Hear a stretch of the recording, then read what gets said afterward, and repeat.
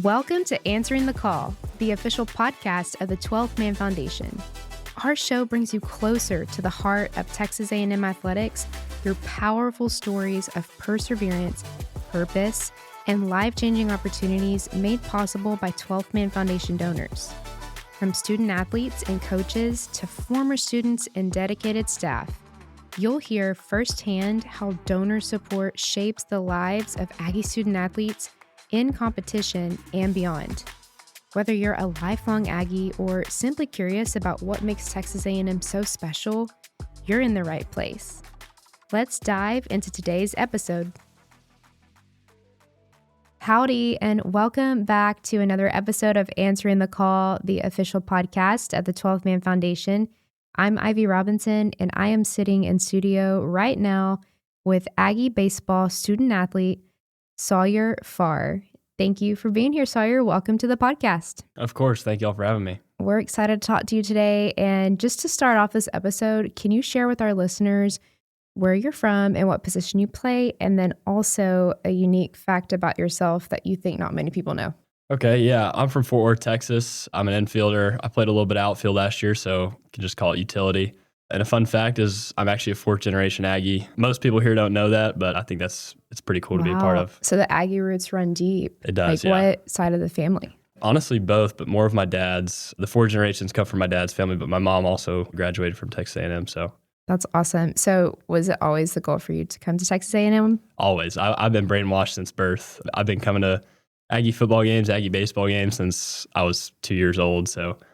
As soon as A&M reached out, I knew that's where I wanted to be. That's so fun. Tell me, what do you like to do in your free time? I like hanging out with my roommates. We like to go play golf on Mondays, on our off days, play some video games together, but just pretty much anything with my teammates. Most of the time it's just with my three roommates, but as soon as we can get everybody together, that's what we all like to do. Yeah. Do you have a favorite place to play golf?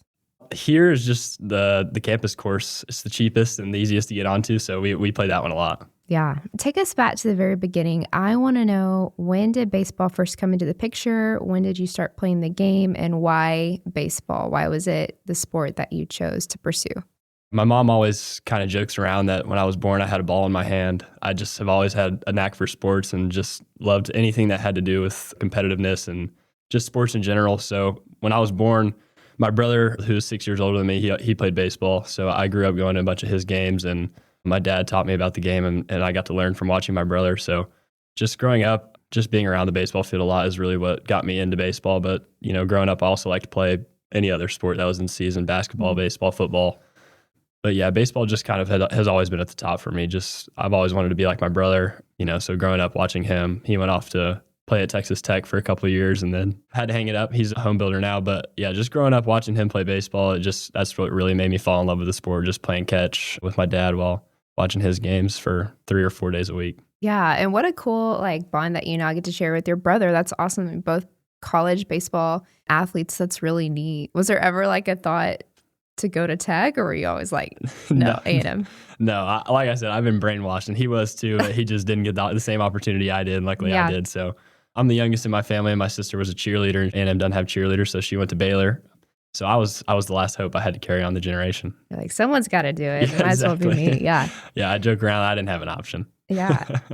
So you mentioned you played basketball and football. Tell me a little bit more about just your high school experiences, maybe some influential people during that period of time, maybe coaches, teammates, and how do you think you grew as a baseball player during that season specifically? Yeah, I think playing different sports, especially football for me, I was the quarterback of my football team for 3 years. I think that really taught me a lot about leadership and helped me gain some athleticism and just a perspective on how different sports work and what you have to do to be successful in them.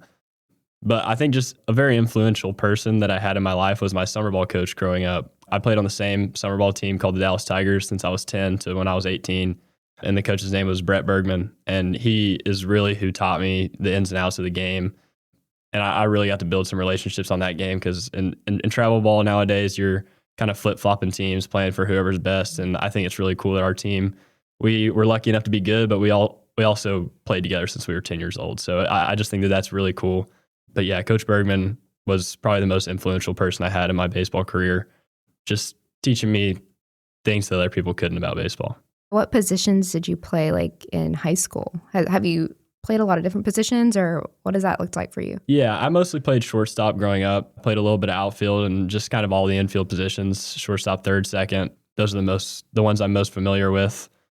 I think that's showing here. It's just I'm a little bit able to play all the positions, but infield is what I'm most comfortable with. Mm-hmm. Going back to club ball, I'm curious, was there ever a moment maybe in club or when you're playing high school ball where you realized I can maybe play this game at a higher level and I want to pursue this in college? Like, was there a light bulb moment for you, or was that always kind of the dream?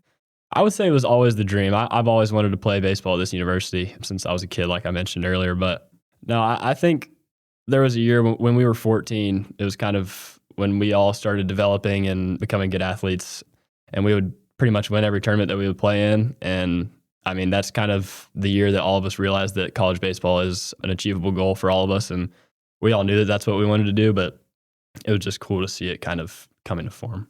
Tell me specifically about your recruitment process. Were there any like fun stories or funny things that happen or unexpected things that happen? Like, kind of walk through the process that you went through for our listeners and explain how those conversations came about and when Texas A&M entered the picture.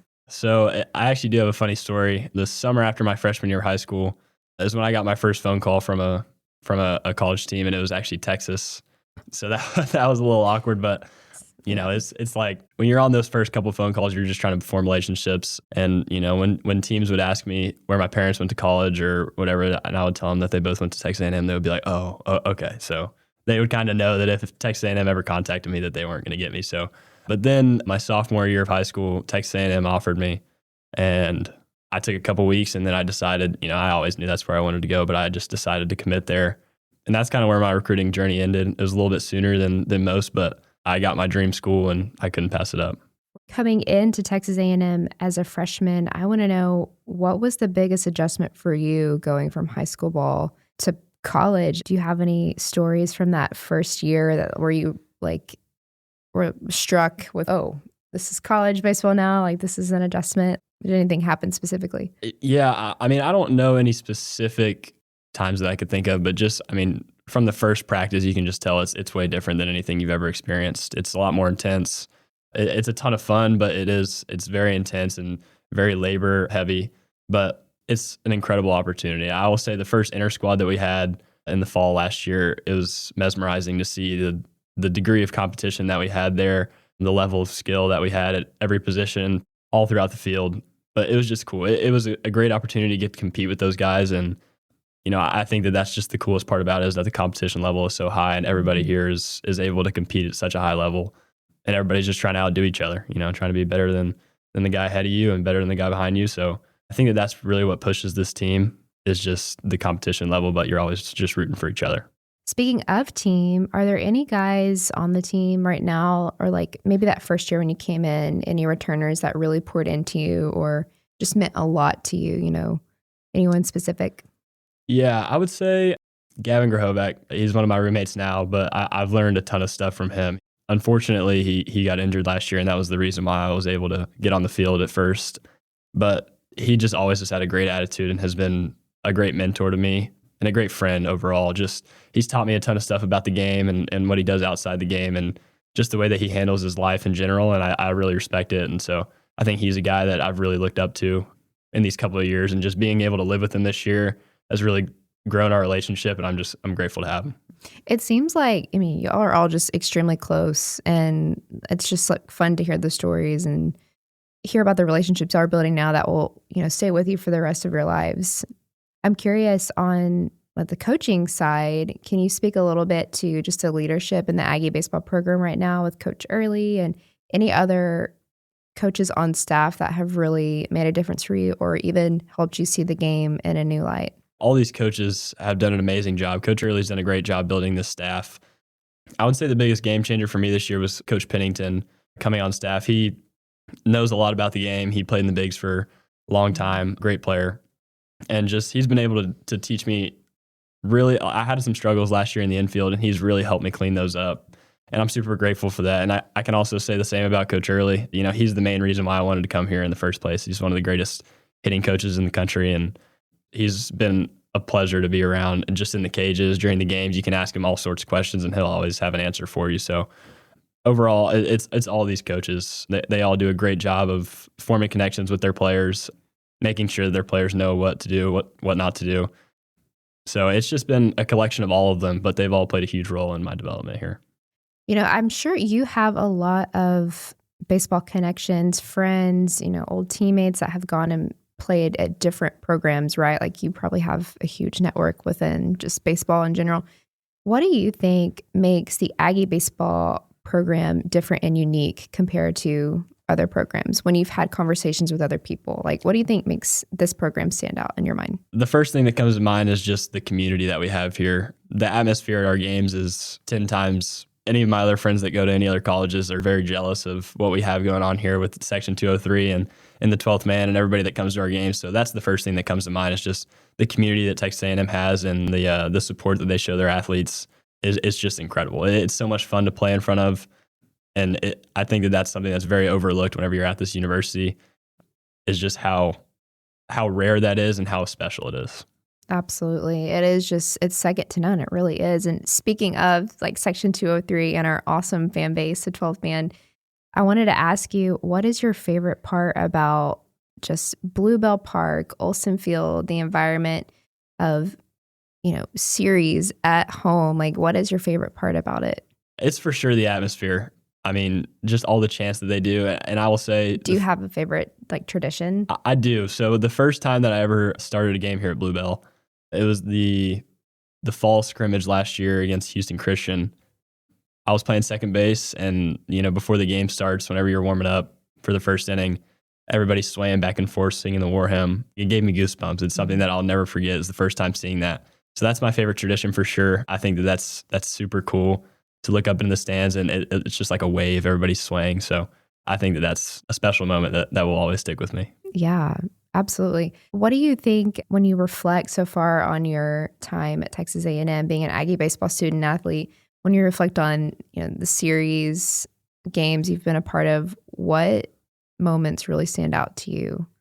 A moment that has always, I think it sticks with everybody, was last year when we were losing in the ninth inning by 8 runs to South Carolina, and then we hit 2 grand slams and walked it off. That is something that I don't think will ever happen again. It was super cool to be a part of, super fun to watch, and I think that there's a lot of moments that are still to come. This team is very special that we have this year, so I wouldn't be surprised if we saw some fun stuff like that this year. But overall, I'm really hoping to make a run this year. I think that would be a memory that will stick with me forever. Well, speaking of special moments, this season, let's talk about the Penn series and what an incredible, moment when you were selected to bat for Caden Sorrell, who had an injury. You came in as a substitute and just made such an immediate impact. That ball you batted to right field, and allowing TK to run in and then going on to help contribute and help y'all clinch the series. Like, let's talk about that moment when, Coach pointed at you and said, okay, you're up. Like, what was going through your mind? Yeah, Coach really does a very good job of making sure that we're all prepared to go in the game at any moment. And I knew that there was a chance I was going to go in and hit for Sorrell because, he slid in that bag and tore up his hand or whatever. But whenever he did call on me, I was just blessed to be a part of that. Whenever you're sitting on the bench, you tell yourself over and over again, it's like, when I get an opportunity, I'm going to take advantage of it. I'm not going to let it slip through my fingers. And I had a lot of experience with that the year before. So it was super cool to get into that moment first off, and then to be able to take advantage. I think I kind of blacked out at second base. I just let out all my emotion that had been building up in me for the last year. But overall, it was such a blessing. It was such a cool moment for me and my family. And, we had people reaching out to us that we hadn't heard from in years. And so it's just been cool to feel the support of the 12th man and from people that we hadn't heard from in a long time. They were really feeling for me and really rooting for me. And now they're all watching every game, and it's really cool. Man, that is super special. And congrats to you on an awesome, awesome game. Thank you. Changing topics really quick. Let's talk about the student part of being a student athlete. Tell us what you're studying and why you chose that major. So I'm in general business right now. I haven't specified, but I've heard great things about the Mays business program here. My parents are very adamant on me getting a a Mays degree, and I am too. I think it's a very special accomplishment to have, to get your Aggie ring, to graduate from the Mays School of Business. There's just so many connections out there with the 12th man that it plays a huge role in your life overall. So I think that's my biggest goal here, is just to graduate with the Mays business degree, get an Aggie ring, and hopefully set myself up for the future. Has it been challenging at all, balancing SEC baseball, being a competitor, and then Mays Business School? It definitely is a challenge. It's hard to remember what you have going on with baseball and with school going on, but overall, our academic advisors and our professors here, they make it super easy for me and for all the athletes just to be able to be successful in their classes. They're very understanding whenever we have to miss class. They play a huge role in that. They do a great job of making sure that we're caught up and that we're prepared for their class, and they always help us out when we need. I also want to know, what is your favorite student athlete resource that you have access to at Texas A&M? Like when you think about, you've got nutrition, you've got the academic services, like what has made a difference in your overall experience here? Yeah, so a big thing for me my whole life is I've needed to gain weight. And so the nutrition here is something that really sticks out to me. We have Emily on the baseball staff taking care of us, making sure we have all the nutrition things that we need. We have the Send Center, which is just incredible. They give us great meals every day for breakfast, lunch, and dinner. But that's played a huge role in my development here, is just gaining weight and having such easy access to food and all the nutrition that I need throughout every day. Staying kind of on the topic of resources, a lot of our listeners are 12th Man Foundation donors and season ticket holders who give back because they want to help provide these elite resources for y'all, so y'all can have the best and an elite, experience when y'all come to Texas A&M. So what would be, your kind of message of gratitude towards those individuals who want to give back philanthropically to impact Aggie student athletes? I can't say enough about how special it is that these people give to us. I mean, none of the things that we do would be possible without them. So it's a great honor to be at this university and to have people who really care about you that would be willing to donate to this university and for your better good. It's an incredible feeling to know that you have people that really care about you that much to where they're willing to donate. And I just can't say enough good things about them. I've also got to note the upcoming Eric Voss Family Player Development Center that y'all are going to have access to so soon. I believe, is it next season? Construction should be complete. Yeah. What are your thoughts about that new facility that is literally being constructed as, it's in the works as we speak? Like, what are your expectations of that? I mean, my expectations are through the roof. Everything that the 12th man does is incredible. I'm very excited to get to be a part of that and to get to use that facility. I have super high expectations, and I think everybody does, and I think that they're going to fulfill them for sure. Yeah. How do you think it's going to help the efficiency and just overall, operations of the Aggie baseball program? Just being on the inside, like what y'all have right now, and then thinking about what's to come, how do you think it's going to improve those things? Yeah, I think that with all the new technology and stuff that's in baseball and just in the world in general, I think that our innovation will be super beneficial for us. We'll be able to take advantage of all the new things that baseball players have nowadays that we don't have right now. I think that it'll be great for our recruiting, first off, and I think that it'll be great for just the development of all of our players. So I'm very grateful to get to be a part of that. Mm-hmm. And we are so grateful to the Foss family as well. If you are listening, thank you so much for your lead gift and helping provide these elite resources for Aggie baseball student athletes. Staying on this note of like resources, I'm curious too, we're in this era of NIL and college athletics. How have you approached this era of NIL? Like, how do you balance the dynamics of this crazy era? Yeah, it is crazy, honestly.